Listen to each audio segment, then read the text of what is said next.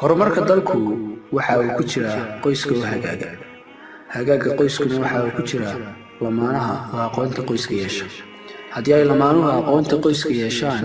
waxa ay soo saarayaan ubad tayo leh oo si wanaagsan loo barbaariyay oo kaalin kasta oo ay nolosha ka galaan sida ay tahay uga soo baxa, dabeetana horseeda horumarka dalka.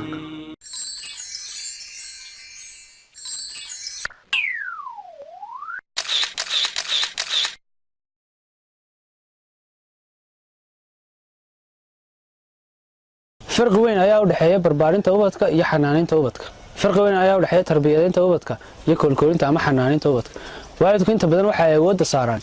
ilmaha wixii uu cuni lahaa, goobtii uu seexan lahaa, iskuulkii uu tagi lahaa iyo dharkii uu gashan lahaa. Kuwaas iyaga waxa la yiraahdaa xanaanin, ilma yiraahdo tarbiyadayn. Tarbiyadayn marka laga hadlayo waxay ka kooban tahay 5 arrimood. 5 arrimood cidii la timaada micnaheedu waxa weeye ilmaha way tarbiyadaynaysaa ama way barbaarinaysaa. Haddii aan la imanna waxay noqonaysaa xanaanin ama ilmaha soo la xanaaninayo. Waana sida imika loo badan yahay. Arrinta koowaad ay ka hadasho tarbiyadaynta ubadku waxa weeye kobcinta fikirka iyo aaminaadda ilmaha.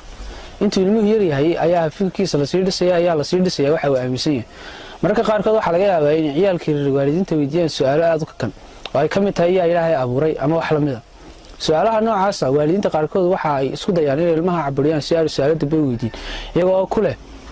su'aalahaas oo kale isma weydiiyo dadka waaweyn waxa loo yimaado horta kaaga yar su'aal badanida ilmaha yar su'aashan waa ay ka dhex guuxaysaa cid walba loo weydiinaya ilaa uu jawaabteeda helo. sidaa daraadeed waxa muhiim ah in waalidiintu waqti siiyaan ilmahooda inay u sabraan su'aalaha tirada badan ee weydiinayo ee la xiriira aaminaadda iyo fikirka. sidoo kale waxa muhiim ah in ilmaha yar inta uu yar yahay laga dhiso fikirka uu ka aaminsan nolosha.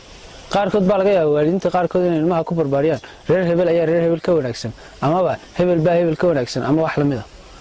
waxyaabahaas oo dhan waa waxyaabaha ay tahay in laga tirtiro ilmaha inta uu yar yahay. qabyaaladda nimankiina wareerisay meel kasta inaga gashay haddii ilmuhu markuu yar yahay lagu soo barbaarin lahaa qabyaaladdu inay tahay wax cun dadkuna ay Ilaahay u siman yihiin cidna qabyaalad kuma dhaqanteen madaxdeena si wanaagsan ay u dhaqmi lahayd oday dhaqameedkuna waxay ka shaqeyn lahaayeen dan tareera balse qabyaalad reeraha kuma sii kala diin. sidaa daraadeed markan ilmuhu yar yahay ayaa ay tahay marka hore lagu soo barbaariyo ka tirtiridda qabyaaladda iyo wixii la xiriira. taasna waxay ku imanaysaa in waalidiintu ilmaha yar waqti badan siiyaan inay u sheegaan waxa sax ah waxa qaladka iyo wixii la midka. ilmaha anagu waxaan haduu dhex yimaado dadka weyn bax soco markaas meesha laga eriyo iska fadhiyo rasma marka bax haduu soo joogstaba saadaan ku dhado fahan hadaan saadado waa ol qaba marka bay hadda tagay doonaysaa ilmaha wad eridaawna daa waa khatar yadna ilmi yara wuxuu leeyahay way isdarreen balabadiiba isku dartay tafaahum tarbawiya mujraba waa iskaaliya marka waxa la rabaa inuu jiro tafaahum tarbawiya si ilaaka loo rabaynayo shariicada islaamka waxa dhan isla fahansan yahay maxaa la bari waa tarbiya ilmaha maxaa la bilaabi quraanka inta gooba la xifisiiri markaska islaamiga goorma la geeyay madrasada goorma la geeyay dugsiga islaamiga goorma la geeyay goorma iskoolkiisa la geeyay see loo ilaalinay waxa madaxa laga soo shubay sax ahayn see looga maxaa dhuri waa laga soo qoro takhliya waa lagu soo qoray wixii see ugu sax ahayn see ugu masaxi wixiina waa sax see ugu dayni iskaalidu waa labada qism faasay. sidoo kale fikirka waxa soo iskali kara hanka iyo higsiga uu ilmaha yar leeyahay waxyaabaha uu doonayo inuu nolosha ka xaqiijiyo. waa waajib saaran waalidiinta in ay ilmaha yar u ibafuraan ama ay u iftiimiyaan waxyaabaha uu doonayo inuu higsado marka uu weynaado ama waxyaabaha tahay inuu xaqiijiyo. taasna waxay ku imanaysaa in ilmaha yar sidaas lamid waqti ay geliyaan oo uga sheekeeyaan aqoonta cilmiga qaybaheeda kala duwan sidoo kalena ay uga sheekeeyaan dadkii wanaagsanaa hore ama dadkan imika ay u qalmeen waxyaabo badan lagaga daydo iyo waxyaabo badan ay soo xaqiijiyeen. tan waxa ilmaha u sahlaysaa in uu si fudud hal yeelan karo inuu dooran karo waxa ku haboon isaga oo yar. waxaa jira dhalinyar fara badan oo qaarkood ay jaamacadaha dhigtaan qaarkoodna dugsiyada sare dhigtaan balse aan garanaynin wax alaaliyo waxa nolosha ugu qorshaysan higsiga ay doonayaan inay xaqiijiyaan. run ahaantii waa kaalin ay dayaceen waalidku waana arrin ay ahayd markii uu ilmaha yar yaraa in lagu soo barbaariyo. maanta inaga dhibaatooyinka ugu culus ee haysta waxa weeye carruurtii waabad ka baqaysa haddii 3-4 carruur yar yar meel ku soo dhaafto ama adigoo gaari wata ama lugeynayaba waad baqaysaa waxaad leedahay babili wax ku yeelan. taasi waxa weeye waa masiirka inuu qoysku xumaado. faa'iidadiisu dhinaca kale hadaan ka eegno waxa weeye waa dadkii dalkan hogaamin lahaa qodamo fiican noqon lahaa laakiin taas waxay ku xiran tahay barbaarinta. marka ka barbaarinta haddii qoyska la eego waa barbaarin iyo baaba. arrinta labaad ee ay koobsanayso tarbiyadaynta ubadku waxa weeyaan in laga dhiso ilmaha waxyaabaha uu dareenayo. waa maxay waxyaabaha uu daneeyo waa maxay waxyaabaha uu jecel yahay qabashadeeda. waxyaabaha hadii goor qofku daneeyo waxa lagu gartaa xilliyada firaaqada leh iyo waxyaabaha uu qabto haddii goor qofku markuu firaaqo leeyahay waxa uu qabtaa waxa uu xiiseeyo ama uu daneeyo haddii qofku filmo daawado xilliga uu firaaqada leeyahay ama haddii uu seexdo ama haddii uu ku mashquulsan yahay hablaha ha u badatay ablabiska iyo dharkii ay gashan lahaayeen taas macnaheedu waxa ugu weyn ay daneeyaan ama waxa ugu weyn uu daneynaya waa inta aan soo sheegay waana mid ay tahay in hankiisa uu bedelo inta aan weynaanin ka hor haddaba waalidiinta waxa la gudboon in ilmuhu markuu yar yahay ay ka soo dhisaan waxyaabaha uu danaynayo waxyaabaha ihtimaamka badan uu siinayo ee uu waqtiga ugu badan ku luminayo ee uu qabanayo xilliyada uu firaaqada leeyahay tarbiyada waxa looga jeedaa ka barbaarsadee diinta islaamka inaad ka barbaarso in adeeci waalidka ka barbaarso in guriga hadaad ku jirto aqalka hooyadu ay ku jirto iyo aabbu ku jiraan inaanu ilmuhu iska geli karin yacni aanad kala jeclaysan ubadkaagii niyadina aanad ka gelin marka hore hooyadu waa inaad tarbiyadaysaa laakiin ilmuhu aabaha kama maarmaayo mar walba caruurta ay reer qoyska ilaahay ka dhex beeree ka soo baxdaana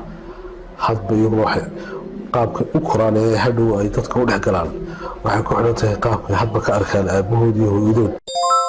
arrinta saddexaad ay koobsanayso tarbiyadaynta ubadka waxa weeye in laga dhiso xirfadaha shakhsiga ee muhiimka qofka guulihiisa iyo higsiyadiisa iyo wax soo saarkiisa nololeed kuma xidhna inta ay gaarsiisantahay aqoonta uu leeyahay balse waxay ku xidhan tahay inta xirfad shakhsiyada uu leeyahay tusaale ahaan haddii uu qofku aqoonyahan yahay balse aanu garanaynin habka dadka looga hor hadlo habka dadka loo qanciyo habka qorista habka dooda talmoon waxaasoo dhani waxa ay keensanaysaa in qofka aqoonyahanka wax soo saarkiisu uu yaraado waxaad barbar dhigtaan qof aqoontiisu ay kooban tahay balse ka dhisan xirfadaha shakhsiga ee muhiimka tusaale ahaan wuxuu ku wanaagsan yahay habka looga hor hadlo dadka waxa uu ku fiican yahay habka qorista waxa uu ku fiican yahay habka qancinta dadka waxa uu ku fiican yahay habka wada hadalka labadaa qof shaki kuma jiro qofka wax soo saarkiisu mar walba badanaya inuu noqonayo qofka aqoontiisu ay kooban tahay balse xirfadaha shakhsiga ee muhiimka ay badan tahay sidaa daraaddeed waxaa muhiim ah waalidiintu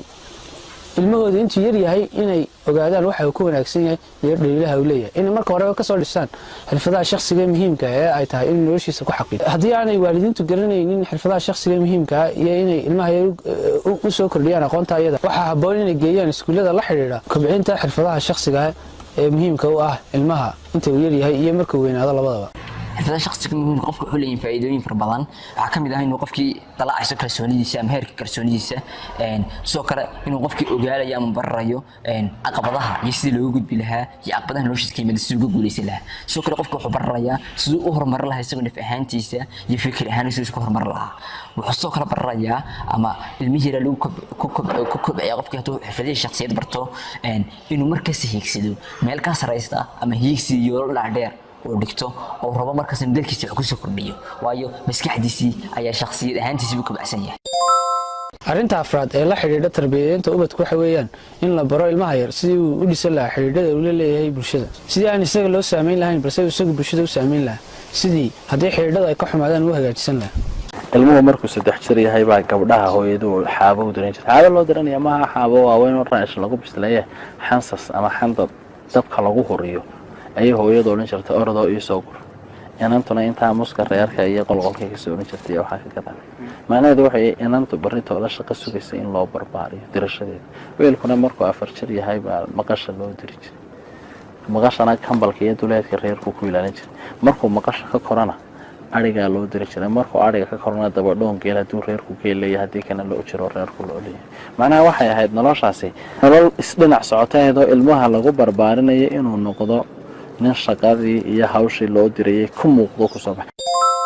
arrinta shanaad ee la xidhiidha tarbiyadaynta ubadka waxa weeyaan in ilmaha yar loo sameeyo cid uu kaga daydo nolosha cid ku deesho wanaagsan waa cid tusaale uga noqoto nolosha ha noqon dadkii hore ee wanaagsanaa ama noqon dadka nimika ee u qalma in nolosha lagaga daydo ha noqon dadkii hore sidii nabiga saxaabadiisa taabiciintiisa dadkii wanaagsanaa hore culimada ama dadka hadda nool ee culimada ama base ay qaarkood u qalmaan in nolosha lagaga daydo haday yihiin kuwa ikhtiraacadka cusub sameeyay haday yihiin kuwa nolosha wax badan ku soo daray yani ilmaha yar loo sameeyo cid uu nolosha kaga daydo waxa uu yeelanayaa cid khiyaaliya oo nolosha kaga daydo sida Batman iyo Superman oo kale ama waxyaabaha ciyaalka filmada ka daawada ama fanaaniinta xunxun ee jooga wadamada reer galbeedka ee ka soo baxay TV-da ama kuwa dalkeena jooga ama kuwa musalsalaadka laga daawado waxa soo dhan ilmaha waxa noqon karaan inay nolosha kaga daydaan hadii loo sameeyo cid sax ah oo ay nolosha kaga daydaan tarbiyadaynta ubadku waxa ay koobsanaysaa 5 arrimood aan ka soo hadalnay arrinta koowaad kobcinta fikirka iyo aaminaadda ilmaha arrinta labaad kobcinta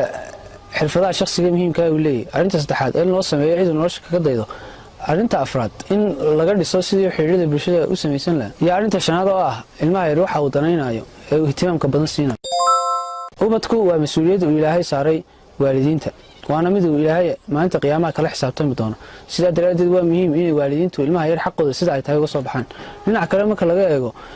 bulshadu halka ay wax ka horumartay ay ka hagaagaan waa ubadka iyo marka hore sida loo soo barbaariyo haddii qoysku ilmaha yar si wanaagsan u soo barbaariyaan kaalin kasta ay nolosha ka galaan waxay uga soo baxaan sida ugu wanaagsan haddii uu arday noqdo wuxuu noqdaa arday uga xariifsan haddii uu macallin noqdana wuxuu noqdaa macallin hadii goor ardayda si wanaagsan wax ugu dhiga haddii madaxweyne noqdana wuxuu noqdaa madaxweyne danta guud ka horeysay danihiisa gaarka qof walbaana oo kaalintiisa say tahay uga soo baxa waxay ka dhigan tahay dalkii oo horumaray sidaa daraadeed tarbiyadeynta iyo kobcinta ubadku waxay ka dhigan tahay dalkii oo horumaray